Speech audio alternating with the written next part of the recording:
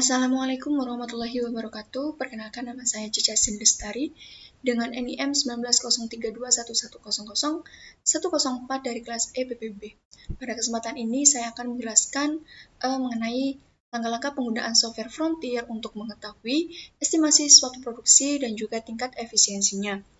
Nah, di sini saya sudah ada data nama responden sebanyak 60 responden, jenis data 1 tahun, jumlah produksi per kilogram, luas lahan, benih, tenaga kerja, pupuk, dan pupuk kandang.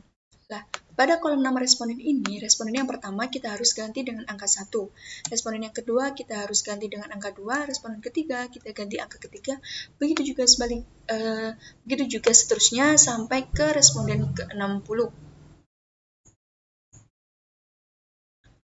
Nah, setelah itu pada kolom jenis data, karena jenis data yang digunakan yaitu cross section 1 tahun, maka semua respondennya dalam kolom ini kita kasih angka 1 sampai responden ke-60. Nah, setelah itu dari data ini kita copy ke sampingnya. Data-data ini kita copy, kita paste di sampingnya saja. Nah, setelah itu data jumlah produksi, luas lahan, benih, tenaga kerja, pupuk dan juga pupuk kandang ini harus kita lenkan. Yaitu sama dengan len, buka kurung, kita pilih sel jumlah produksi, tutup kurung, enter. Lalu kita drag untuk ke semua variabel. Biar tidak lama-lama, langsung kita drag ke semua datanya. Untuk kolom nama responden ini dan jenis data ini tidak perlu dilenkan. Lalu data ini kita copy ke lembar Excel yang baru. Kita copy, nah, lalu kita paste. Nah, dan di sini di belakang koma itu harus ada 6 digit, sehingga kita harus merubahnya. 1, 2, 3, 4, 5, 6. Lalu kita simpan file ini, kita simpan dalam folder Frontier yang sudah ada pada dokumen kita.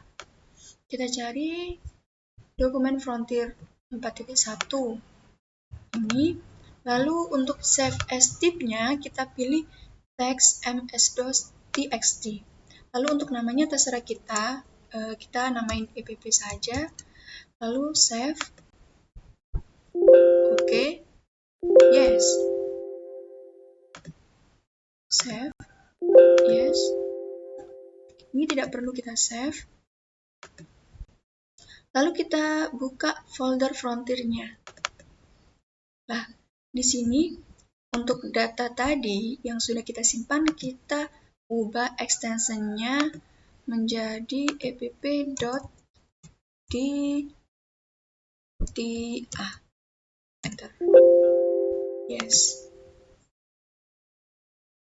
Nah, setelah itu kita buka aplikasinya, klik 2 kali, langsung kita memulai mengisi formulanya.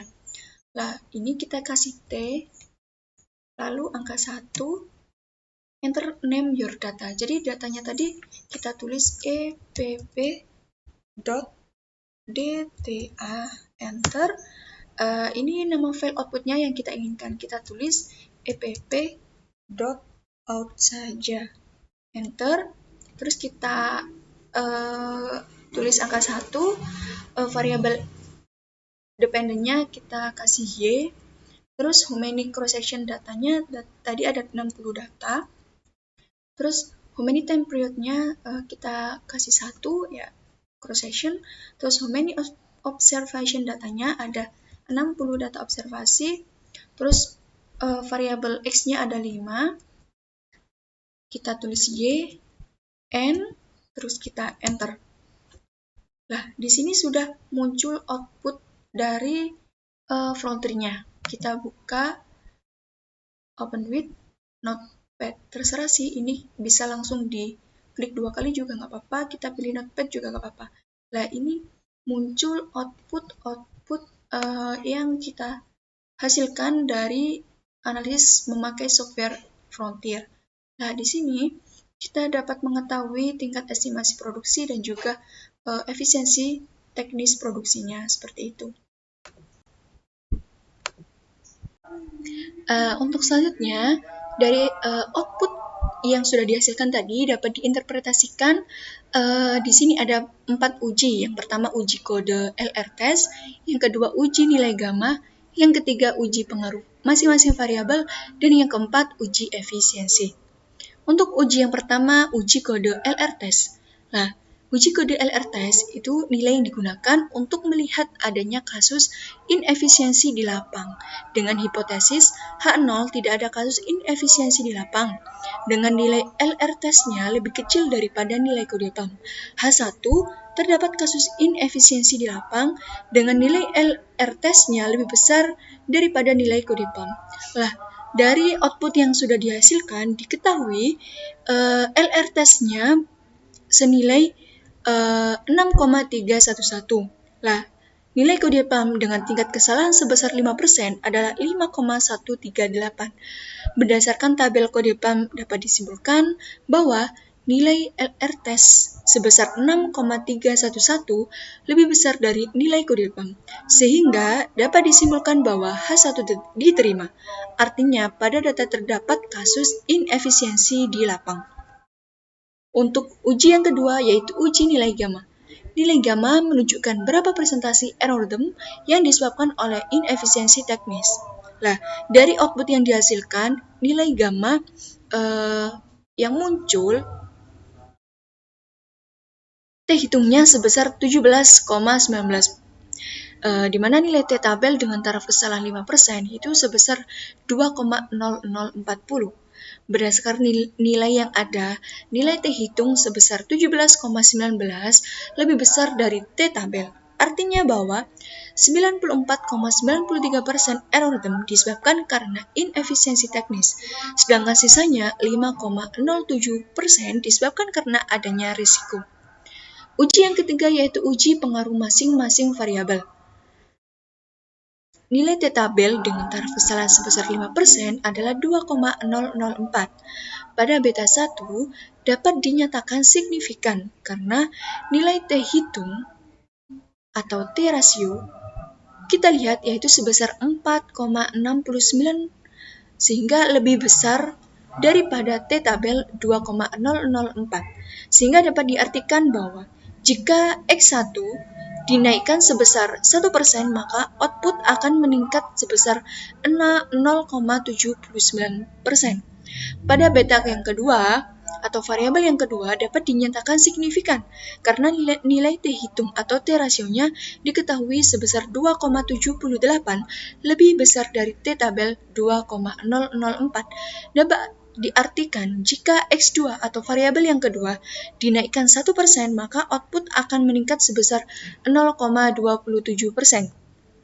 Pada beta yang ketiga tidak signifikan karena nilai T-hitung atau T-rasionya sebesar 1,08 lebih kecil dari nilai T-tabel yaitu 2,004. Pada beta 4 tidak signifikan karena nilai T-hitung yang dihasilkan min 3,95 lebih kecil dari nilai T-tabel.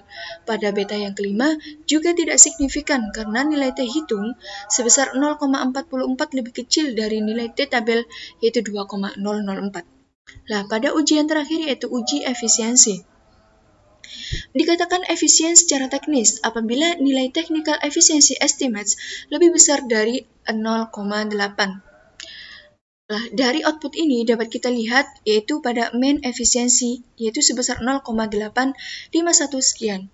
Nah, pada petani 1 nilai technical efficiency estimate-nya sebesar 0,90. Artinya, petani 1 telah melakukan produksi secara efisien karena lebih besar dari 0,8. Nah, petani yang produksinya belum efisien adalah petani dengan nomor 21, 23, 27, 29, 30, 34, 39, 44, dan 54. petani tersebut belum efisien karena nilai technical efficiency estimate-nya lebih kecil dari 0,8. Sekian presentasi atas hasil output software Frontier. Kurang lebihnya saya mohon maaf. Saya akhiri. Wassalamualaikum warahmatullahi wabarakatuh.